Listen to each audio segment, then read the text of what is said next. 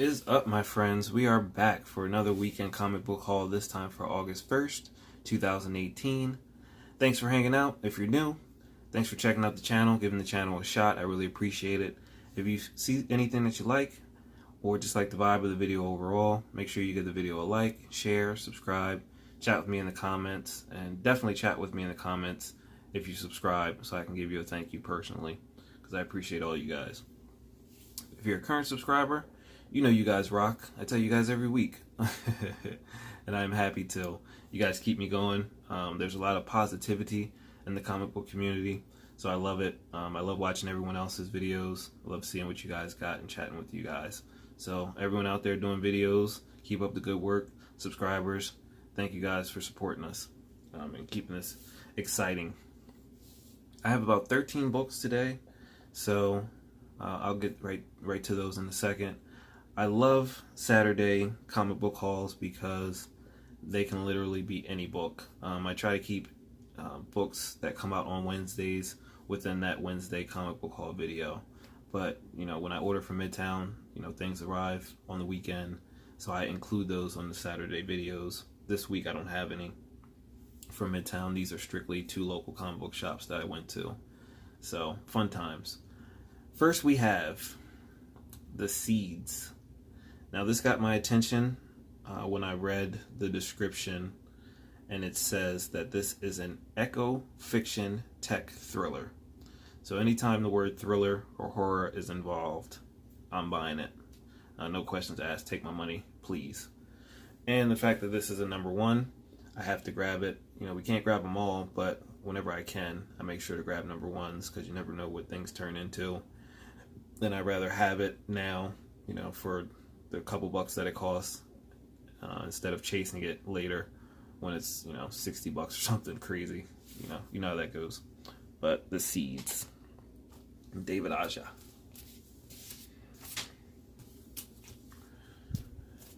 Next up, Die, Die, Die. I was able to get my hands on another copy that does not have the speech bubbles, which I thought was pretty cool. There were a few of the different variants in the pile, and there was only one of these. I just happened to skim through it just to see. Never thought I'd find one, but I did, so I grabbed it.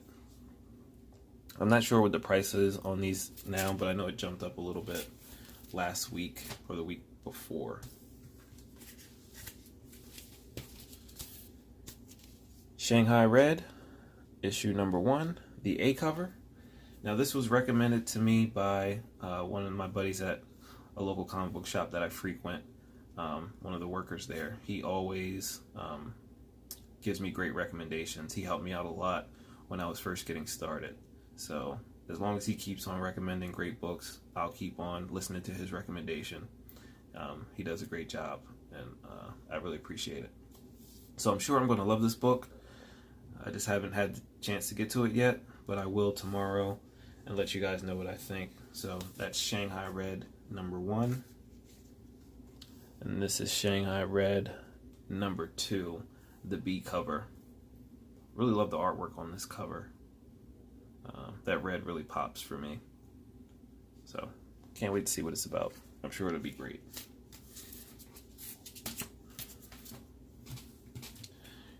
Another #1, Leviathan, the black and white cover. Looks really good between the other black and white covers that I have up here this weekend.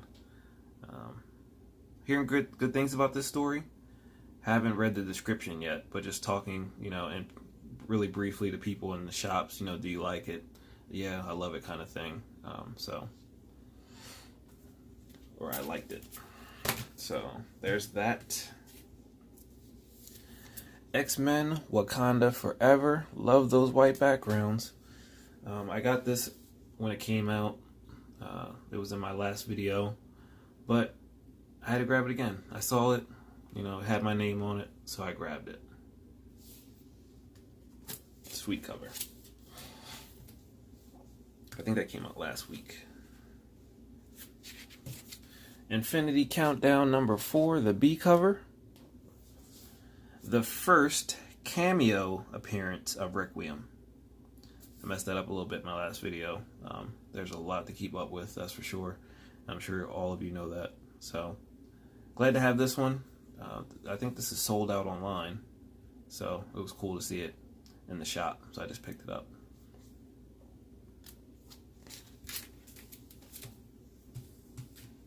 Infinity Countdown number 5. And in this issue, we have another like shadowy appearance of Requiem, so that's cool. And I just really picked this one up because it was the last one on the shelf. I didn't want it to be lonely. I grabbed 4. I guess I'll grab 5 too. Cool cover on that one. Infinity Wars Prime number 1, first full appearance of Requiem. So, great cover. I saw this in a lot of videos, and people were really excited that they were able to get it. So, I just happened to luck up on my copy.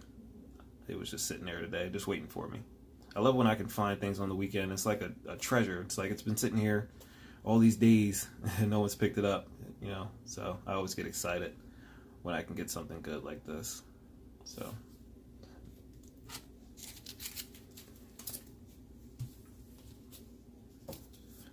Venom number 3, second printing.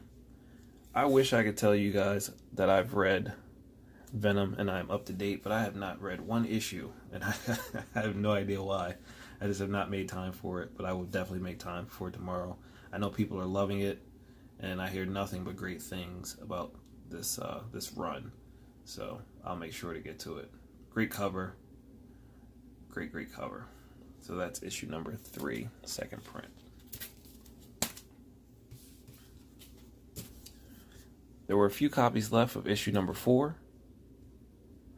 So I just said, what the heck, I'll get it.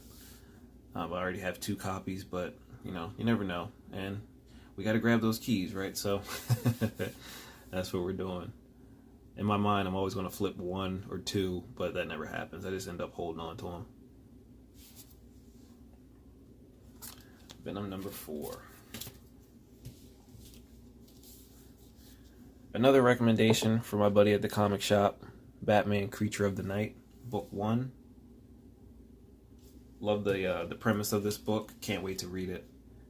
Hear great things about it from those who have read it. So if you read it, let me know what you think.